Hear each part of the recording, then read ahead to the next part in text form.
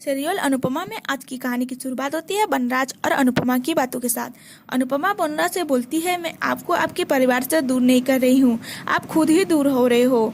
रिश्तों की दरवाजा छोटे होते हैं और उससे झुकना पड़ता है। तभी बनराज बोलता है कि बनराज आज कभी नहीं झुकता है, इसे तुम मेरा ईगो समझो, मेरा अहंकार समझो, ये मेरे लिए बहुत कीमती है। तभी अनुपमा बोलती है, ये कीमती है तो बेच के दिखाइए, आपका घमंड का एक भी रुपया नहीं मिलेगा। तभी आपको समझ में आएगा कि आप कितनी बेकार की चीज लिए घूम रहे हो। आप नीचे चलिए और सबको माफी मांगिए। आपको दूरियां बढ़ाना तो आता है, लेकिन दूरियां खत्म करना आपने नहीं सीखा है। बनराज बोलता है, तुम मुझे ज्ञान दे रहे हो, मेरे सामने तुम्हारी मुंह तक नहीं खुलता था, गुस्से से देखता था तो तुम डर से कांप जाती थी। तभी अनुपमा कहती है, मेरे मन में आपके लिए डर नहीं था।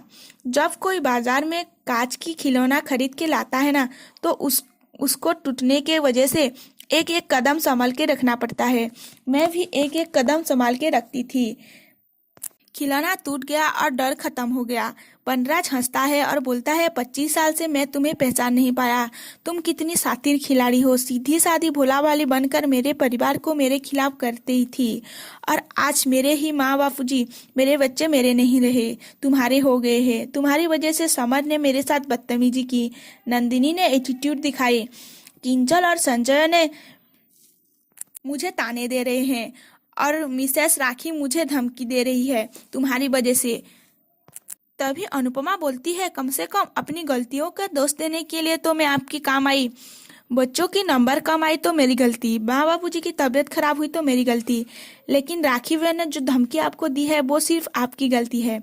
मैंने तो हर गलती की अनजाने की वजह से की, आपने तो एक गलती की और वो भी जानबूझ के की। मुझे तो मेरे हर गलती पर शर्म आती थी, लेकिन आपको तो जरा सी भी शर्म नहीं है। अगर होती तो हर रोज वही गलती नहीं करते। वनराज गुस्सा हो जाता है और बोलता है, स्टॉप इट ब्लडी। तभी अनुपमा भी गुस्से में उसकी तरफ उंगली दिखा के बोलती है, मुझे ज्यादा अंग्रेजी नहीं आती है, लेकिन इतना मैं समझती हूँ, आप अपनी हद पार कर रहे हो। यहाँ तक तो अनुपमा बनरा सा की सबर की भी खत्म हो जाती, इस अनुपमा की तो बात ही अलग है। तभी बनराज बोलता है, बहुत पर निकल आए हैं ना तुम्हारे। अनुपमा कहती है, उड़ना है तो पर तो निकलना ही पड़ेगा ना। तभी बनराज अनुपमा के ऊपर हाथ उठाने की कोशिश करता है, तो अनुपमा उसके हाथ को पकड़ लेती है और बोलती है, जितना सहना था सह चुकी हूँ और नहीं। आज के बाद अगर आप मुझे, मेरे बच्चे पे और मेरे परिवार के ऊपर हाथ उठाना तो दूर की बात, आवाज भी उठाई ना, अच्छा नहीं होगा। प्रसाद देने आई थी, लेकिन जो हाथ अरहत पे उठता है वो भगवान के प्रसाद लेने की लायक नहीं होता है। ये कह के अनुपमा वहां से चली जाती है। अनुपमा अपनी आंसू को पोंछ लेती है और सबके साथ दिवाली सेलिब्रेट करती है। दूसरी तरफ काव्या के पास एक बुके आता है। उसे लगता है कि वो बनराज ने दिया है, लेकिन वो अनिरुद्ध ने दिया होता है। काव्या उसे फेंक देती है और बोलती है, ना फोन ना कोई मैसेज, तुम सिर्फ गुस्सा करना जानते हो वीर।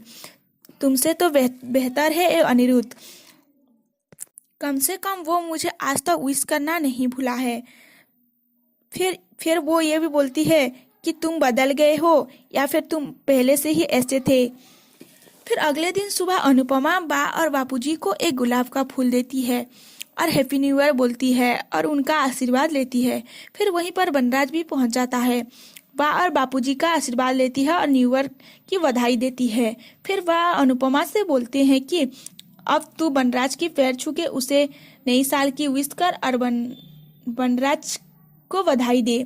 बनराज बोलता है अनुपमा से कि जिस हाथ कल मुझे हाथ उठाने से रुका था, वो हाथ आज मेरे पैर छुएगा। लेकिन अनुपमा उसके पैर नहीं छूती है और वो नीचे पड़ी हुई कॉइन को उठा देती है। फिर उसके बाद समर और तोसू भी वहीं पर पहुंच जाते हैं और सभी लोगों को नई साल की बधाई देते हैं और सभी का आशीर्वाद लेते हैं। उसके बाद सभी लोग मिलकर दिवाली की फोटो देखते हैं।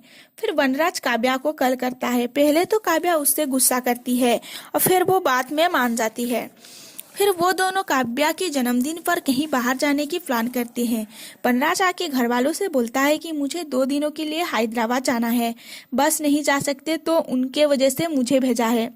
बापूजी बोलते हैं तू अकेले जाएगा, फिर तेरे साथ काव्या भी जाएगी। तो बनराज बोलता है नहीं, मैं अकेले ही जाऊंगा। फिर अगले दिन सुबह अनुपमा बापूजी के लिए शूज निकालती है और बोलती है आपको जॉगिंग के लिए जाना है, डॉक्टर ने कहा था। तो बापूजी बोलते हैं कि तुझे भी मेरे साथ जाना पड़ेगा, जो दूसरों को कहता है उसे खुद भी करना चाहिए। समर अनुपमा के लिए भी शूज लाता है। बा मना कर देती है और बोलती है ये दिन भर इधर उधर होती रहती है तो इसे वॉकिंग क्यों क्यों जरूरत है। तभी बा बोलते हैं जरूरत है, हर बहू को इसकी जरूरत है, ताकि जो दो जरूरी चीजें उन्हें मिल सके। एक तो बाहर की ताजी ताजी हवा सांस में भर सके और दूसरी घानदार की सांस से दूर रह सके। ये बातें सुनकर सभी लोग मुस्कुरा देते हैं।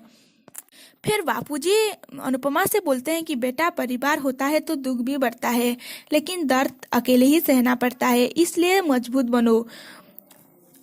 दूसरों के लिए नहीं सही, खुद के लिए मजबूत बनो। फिर अनुपमा भी शूज पहनने चली जाती है और आज की कहानी यहीं पर खत्म हो जाती है। कल के एपिसोड में दिखाया जाता है कि अनुपमा राखी से बोलती है हम भी आपसे किंजल और तोसू की शादी की बात करने ना चाहते थे। राखी बोलती है इतनी भी जल्दी क्या है, अभी तो मुझे आप लोगों को और भी जानना है, पहचानना है। फिर दूसरी तरफ दिखाया जाता है कि बनराज और काव्या एक साथ किसी रिजॉर्ट में मिलते हैं।